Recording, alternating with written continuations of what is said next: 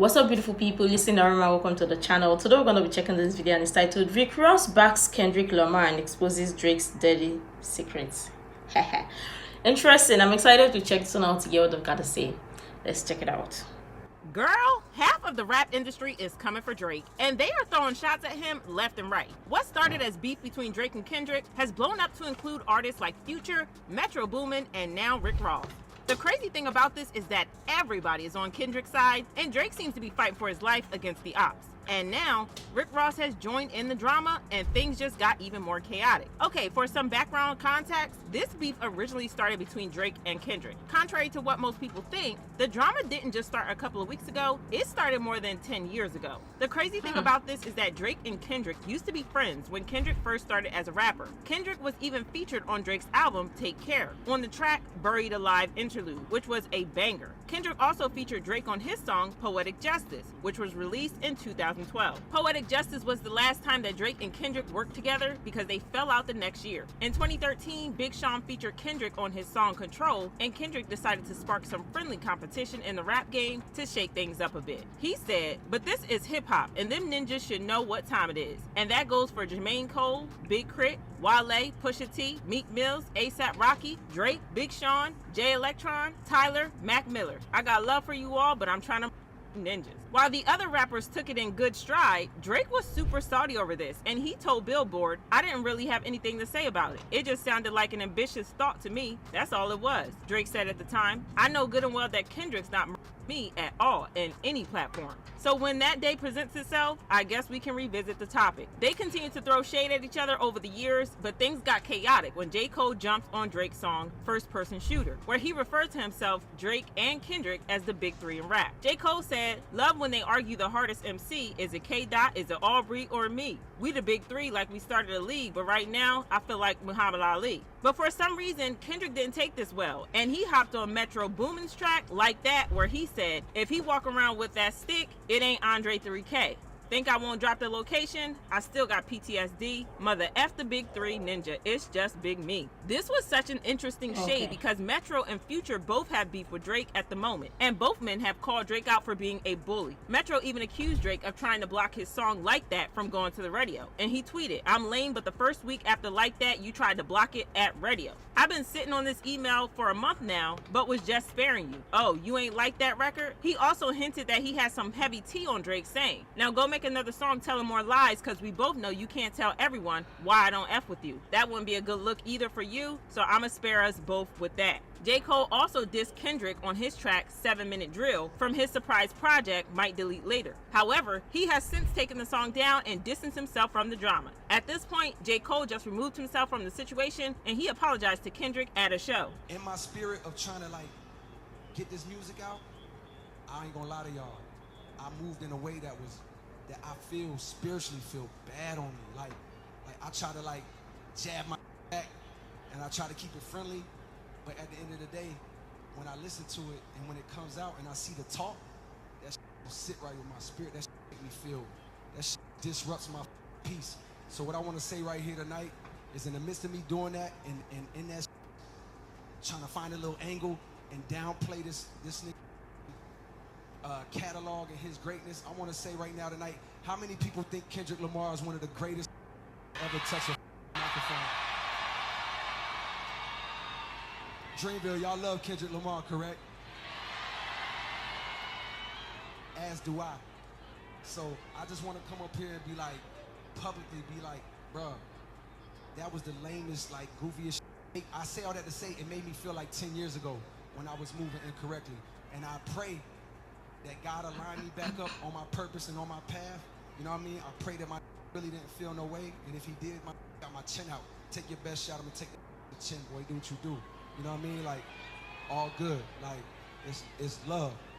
And I pray that, Wait, do people really believe that these artists are having a feud because of the diss track or the information on the tracks or the lyrics? For me, yeah, I just think it is business, or it is market for both record labels or for both artists. Yeah, they might show or spew some sort of hatred amongst each other. They might not even be buddies, they might not like each other, but let's not forget that they're still making money from all of this. So it may be business, or it may be the business aspect that is going on all of this, and it's Hollywood. So I mean, to Hollywood, it's about business, it's about money for them, and these people will be doing all of this for business. Let's not forget about that. I mean, let's also not forget about Empire Star. Produce all the TV shows produced by Lee Daniels. We've seen something like this before, which is not even new. But this is not making sense. It is Hollywood. Nothing is actually making sense. Let's go on. And I pray that, I pray that y'all are like, forgive for like the misstep, and then I can get back to my true path, because I ain't gonna lie to y'all. J. Cole made the smart decision because the beef got even messier from there on. Drake dropped 2 diss tracks against Kendrick titled Push-Ups and Tailor Made, where he dragged Kendrick for filth. In the same song, he dragged Rick Ross saying, "I might take your latest girl and cuff her like I'm Ricky. Can't believe he jumping in, this ninja turning 50. Every song that made it on the chart he got from Drizzy. Spend that little check you got and stay up out my business." He took a shot at Rick Ross because he was featured on Metro Boomin and Drake's collaborative album where they dragged Drake. Well, for obvious reasons, Rick wasn't going to take this line down. He dropped his own diss track against Drake, Champagne Moments, in which he exposed Drake for using a ghostwriter. But he didn't stop there because he also shamed Drake for being a weakling, saying, "Getting bullied, don't walk up on me because the clip is fully. Ninjas P, don't want to push me, I'm like really Woody, like his moves, but he never had to fight in school. Always ran, another ninja had to write your grooves. Flow is copy and paste, Weezy gave you the juice. Another white boy at the park want to hang with the crew." Now, for those who don't know, there have been multiple allegations from people in the industry that Drake isn't black. He is very white passing, and they seem to hold this against him, especially because he says the N-word a lot. Then there's also the part about him being a weakling. This isn't just something that rappers say. A lot of fans also feel like Drake isn't all that macho, especially because he acts zesty sometimes. There have been rumors for a long time that Drake is on the DL, and if we're being honest, he's never beaten the zesty allegations because he just acts fruity. Plus, it was just a few days ago that Kanye West also hinted that Drake was on the DL, and he referred to Lucien Grange as Drake's baby daddy. Drake has a rich baby daddy named Lucien and Universal. Wow. All of his streams in the number ones is controlled by someone named Lucien. Everybody was very, very excited about the elimination of Drake. Not excited, we was energized. I mean... But that's not all, because Rick Ross also addressed the rumors of Drake getting plastic surgery. He said, "Yeah, you had that surgery, that six-pack gone. That's why you wearing that funny stuff at your show. You can't hide it, ninja, white boy." Again, this is something that people have been talking about for the longest time. And it's not just the six-pack surgery, because Megan Thee Stallion also exposed him for getting a BBL in her song, Hiss, saying, "These ninjas hate on BBLs and be walking around with the same scars." But Rick Ross was not the only one who clapped back at Drake, because Kendrick also had his own say. He dropped a 6-minute diss track titled Euphoria, in which he completely annihilated Drake. The title of the track is also a wordplay on the show Euphoria, which has come under fire for portraying young girls in a bad light. Before Drake could recover from that, Kendrick hit him hard again with the release of another diss track titled 616 in LA, where he dragged Drake for being a biatch. He revealed that Drake was surrounded by his ops who were pretending to be his friends. Kendrick claimed that Drake's friends were selling him out and spilling information on Drake to his ops because they wanted to see him fail. Kendrick went on to claim that Drake was a bully who went after other artists, saying that Drake would often throw stones and hide his hands, pretending like he was innocent. He then accused Drake of playing people to give him information on Kendrick. Kendrick owned Drake with those songs, but Drake didn't give up yet. He dropped another diss track titled Family Matters, in which he went after Kendrick hard, bringing Kendrick's fiance and kids into the beef. He exposed Kendrick for allegedly being violent to his wife Whitney, claiming that Kendrick allegedly put paws on Whitney multiple times. Drake ate with this one because he was playing on existing reports about how Kendrick was allegedly violent towards Whitney. For those who don't know the tea, a couple of years ago, rumor had it that Kendrick was allegedly putting paws on Whitney, and the rumor spread so much that he had to speak on them in an interview on The Breakfast Club. Oh wait, this is true. Yeah. When they said you were in Vegas and you some guy bloody and you did something to some female, Yeah. and they said they had evidence and all of this, and then I never heard anything about it again. Yeah, because it's foolishness. That's the most ignorant stuff I've ever made up. I was like, on Kendrick my did that? name. I doubt it. And, that person, whoever made that up, owes an apology. Not to me, but to women that actually go out there and get it. You dig what I'm saying? That's a real issue, and to be putting a person name that stands for someone way more better, that's been raised way more better than that, That's not cool. It's people out there that really get a, women out there that get a, don't say nothing, and you know, live their lives through that. So that's Because I was like, I'm apology. sure if that happened, there'd have been a police report. You would have Yeah. been arrested. That's foolishness. That's ignorant. That's all ignorant. 100%. When you hear things in the news, certain things I believe about artists. That story, I didn't even think that was remotely close to. Story about you, and I was like, there's no. Drake then brought Kendrick's kids into it, claiming that Kendrick is not the biological father. Let's even pause here first, because you see, Hollywood, nothing about it is making sense. So with everything that is going on with the lyrics and all, the exact same activities is almost like a repeated thing in Hollywood. So I'm asking, is it like a fetish, is it like a ritual, or is it like something they have to do that to get by or get going to stay famous or to remain famous? And I've heard this one regarding this, that Drake, I've got a father figure, somebody father something in the industry. But I mean, I did not even pay attention, because I mean, I'm like, well, lots of people also do have godfather. They have how they call it, there's a way they call it, something like that. But like that is something, I can't even remember the word they call it. But it's not even surprising in Hollywood. I mean, people act like everything they hear about Hollywood or the entertainment industry or music industry is surprising. It's not, because Hollywood is a weird place. It's chaotic. It's almost like a different world from the normal world we live in. Nothing about it is making sense.